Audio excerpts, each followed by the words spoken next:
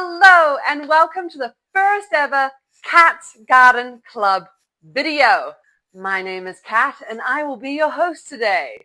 So why am I making this wonderful new video series? First of all, I hope it's a series if I keep consistent, but the main reason is I have been a horticulturalist my entire life and I want to take the fear of gardening out of everyone because it's not a scary thing.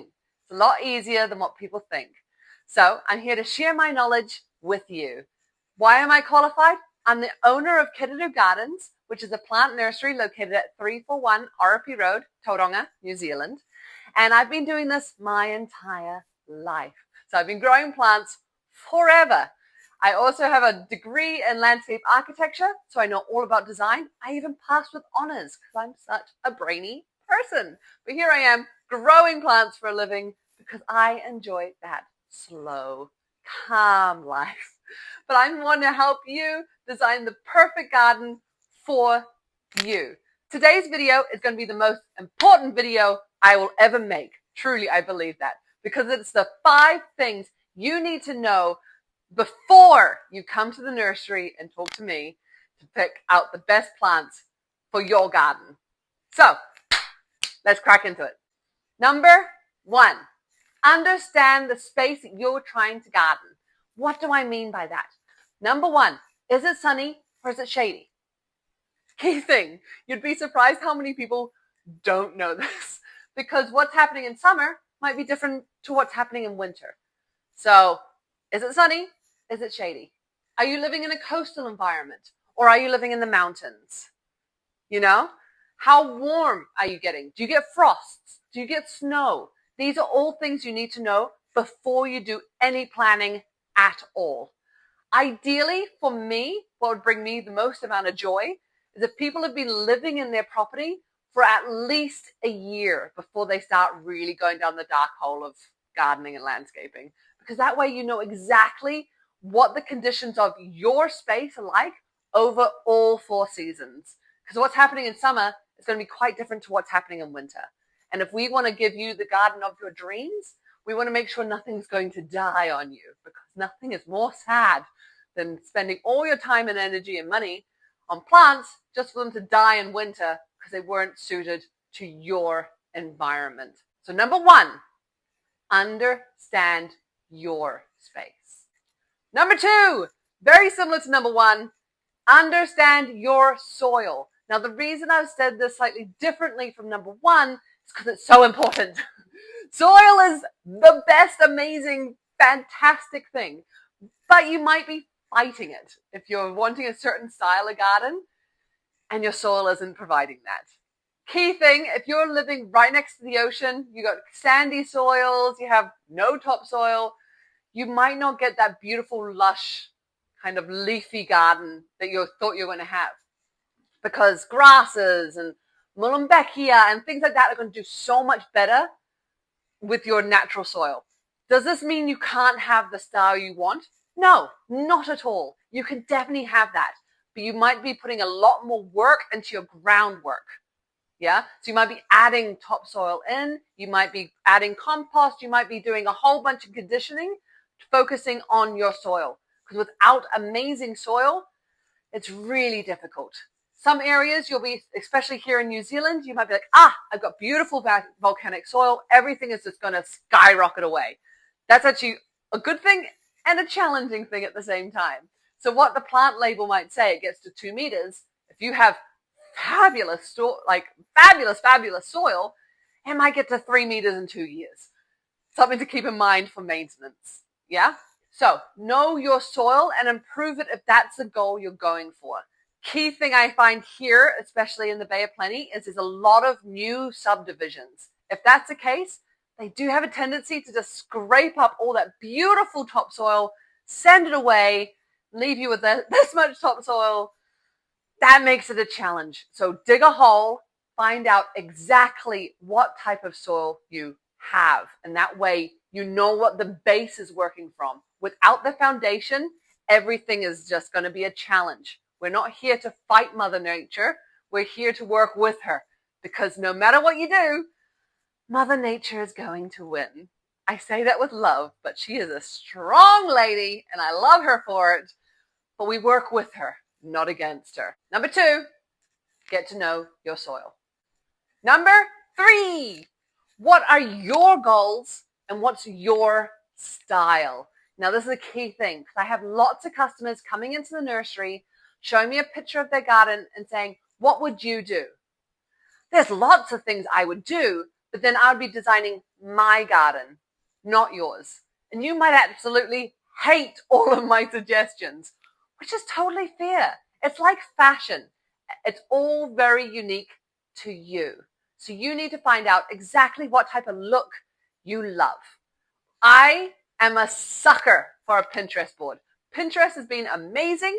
Nothing brings me more joy than when a customer comes in, shows me their beautiful Pinterest board, so I know exactly what type of look they're going for, so that I can tell them what plants will do well.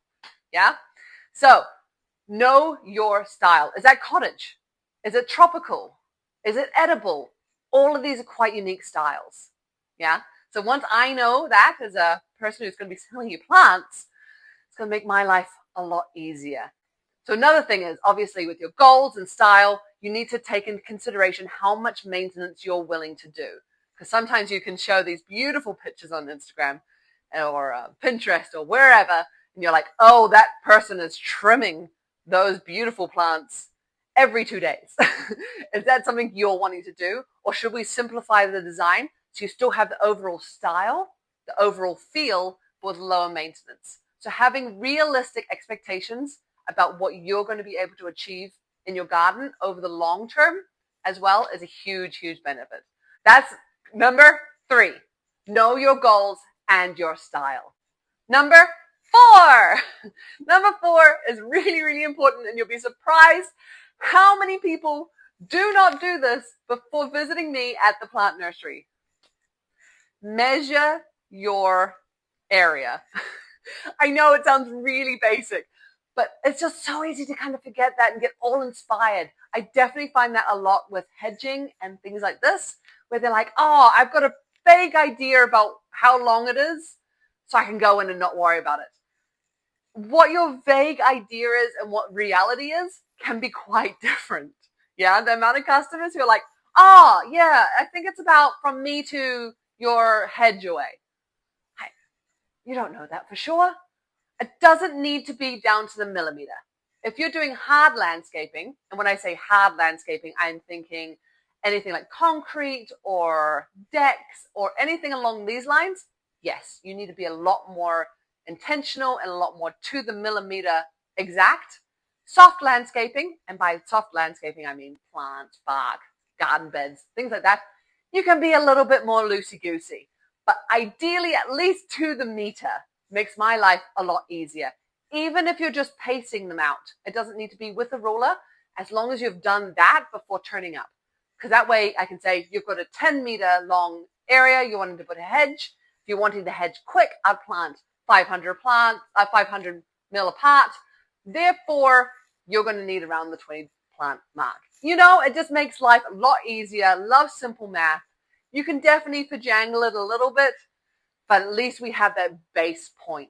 If you're doing a big area, it's good to know the surface area as well. Because a lot of plants, I'm like, you need to plant these a meter apart, or you need to plant the 500 apart. You can do the basic math like that. If you have an interesting shape, once again, doesn't need to be crazy exact. You just need to know vague ideas.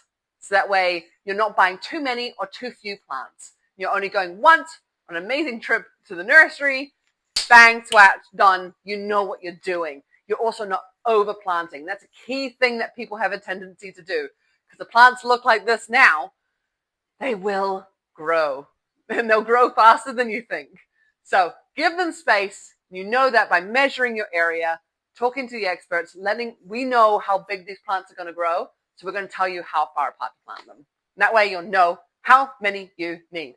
That is number 4. Measure your space. And number 5, main thing I love is talk to your local growers and explore your local area. So to find out truly what, one, you love, what grows well, everything like that, you need to talk to your local providers or talk to your neighbors, or walk in your neighborhood, because then you know exactly what's going to do well for you, what you like, and that way you're not just buying stuff because the internet has told you to buy it. As you found out by the previous steps, everyone's garden's different, everyone's environment is different, so work within that confine.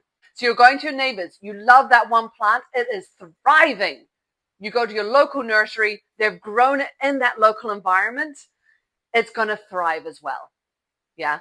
So you're not going all the way over to the, for example, here, you'd go to the South Island, buy a plant there, you plant it here in the Bay of Plenty.